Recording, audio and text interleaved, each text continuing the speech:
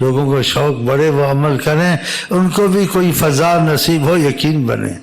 باتوں سے یقین نہیں بنتا ہے، باتوں سے وسوسے بھی آتے ہیں، یقین کمزور رہتا ہے۔ جب کچھ فضا بنتی ہے یقین بنتا ہے، جب کوئی فائدہ بنتا ہے یقین بنتا ہے، جب کچھ دیکھتا ہے یقین بنتا ہے۔ نامگہانی چیزیں ٹلتی ہیں اور ناممکن چیزیں ہوتی ہیں، یقین بنتا ہے۔ کچھ ہوئے تو یقین بنے نا، باتوں سے کوئی نہیں جڑتا، لیکن کچھ دیکھ لیتا ہے خود ہی جڑتا ہے، نہ بھی جڑاؤ جڑے گا وہ۔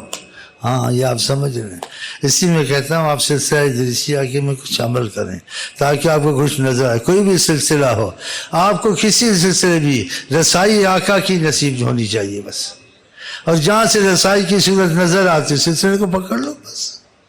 ہاں مطلب سلسلے نہیں ہے، سلسلے سے مطلب ہے حضرت محمد مصطفیٰ۔ طریقت کا واقعہ کہ کہتے اس کو محسوس ہو رہا تھا جو طریقت والا تھا، اختلاف ہیں، مصیبتیں ہیں، کیا کیا سوچ چلتی ہے انسان کی، کہتے ہیں سوچ ہی رہا تو کہتا ہے حجابات ہٹے آقا جی نظر آئے، اللہ کا بھروسہ دیا۔ پھر یہ بتا بھروسہ تو اللہ کا ہوتا ہے، معاملہ اللہ کا ہوتا ہے، لیکن اللہ وسیلے بناتا ہے، شفا اللہ دیتا ہے، وسیلہ ڈاکٹر بنتا ہے، دوائیاں بنتی ہیں، پرہیزیں بنتی ہیں، اللہ کرتا ہے، رزق اللہ دیتا ہے، اسباب کرنے پڑتے ہیں۔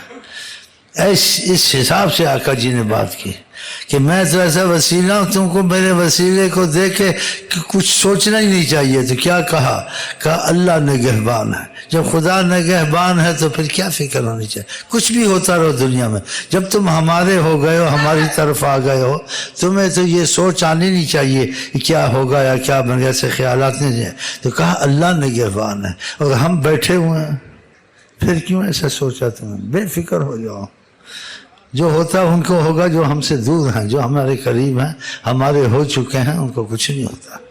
اور یہ آپ تجربہ کر لینا، آپ کا ایمان بھی ایسا ہونا چاہیے کہ جنہوں رب رکھے انہوں کون رکھے۔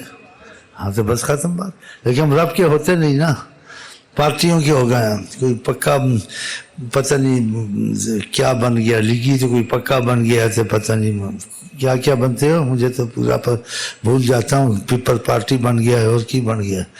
بنو بنو، ہم تو کہتے بس غلام مصطفیٰ بنو، تمہارے دونوں جہان بن گئے، ہم تمہارے دل اس طرف آئے نا۔